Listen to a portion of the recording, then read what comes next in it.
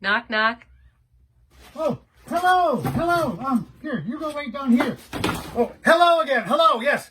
It's Super Monster City, and we've got a big reveal down in the crypts. I found a miscellaneous cool pile. I kind of curated in a hurry. I went, oh, they're going to like this. I was looking at a pile back there in the corner, in the shadows and the cobwebs. Alakazam!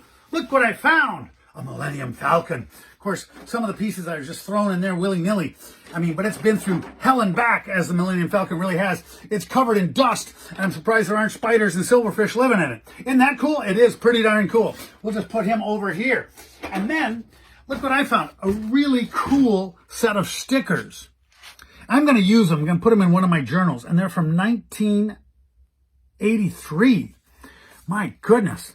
What a cool set of stickers that was. And now, we're always about the collections here. Collecting. What did you collect? What do I collect? What do you want to see me collect? What did you keep? And I found a bunch of record albums. These are 33 1/3, back in the day when you used to put this on a turntable. Now here's sounds to make you shiver. But I love the cover art. And then here's monster movie music. And this is stuff from like Salter and what's his name? Salter, Hans J. Salter and Gene Martin. There you go. So a couple of good movies there. Great cover art. This is an old radio show. A couple of old radio shows that are put on LPs. This would have been back maybe during the nostalgia craze of the 70s. And then look what else I found. This is a coloring book, but I would never be that classically. I couldn't color this to save my life, but it's all the great sci-fi literature pieces. I'll go pretty quick for you.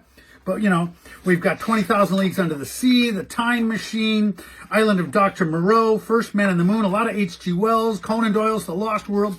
Can you imagine? But as a kid, it gave you an introduction to science fiction. Brave New World, Martian Chronicles, Bradbury, I, Robot, Planet of the Apes. Cool.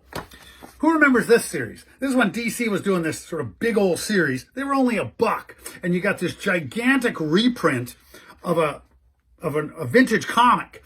And as kids, we thought these were cool as. Who remembers the Monster Times? This was another amazing monster magazine that was like a newspaper. And I think I had a subscription to it. And it was like all about monsters and comic books and stuff like that there. And it was, again, during the 70s. Who got the Monster Times? Here's another one, the Monster Times. And it was just, I feel like I should read all these again because they're timeless. They're absolutely timeless, and they tell great stories. You know, there was, of course, you know, Famous Monsters of Filmland, and this was sort of another offshoot of that kind of idea. Look at that. We got posters. I could frame that. Oh, but then, here's another cover I found. The album's upstairs somewhere, but just look at that beautiful art. That should be framed. Then I'm going to show you one more crazy thing and get out of your life for this moment. I found a big pile of, like, what do you call these, Ruth? These are like doormats. Doormats. Yeah. So there's the creature from the Black Lagoon doormat. And you put that down and rub your feet on the creature. I could never do that. I would never, ever. So I put them away for eternity. But look, there's the Wolfman. He's breaking out of the floor, coming at you. Oh my gosh. So, I could frame that. But I don't have any more wall space. I just threw this in here because it was in the same pile. A million years ago, it had to be, I ran a haunted house. And there's the haunted house banners that we had back in Minnesota when I was running the Dungeons of Darkness and Doom.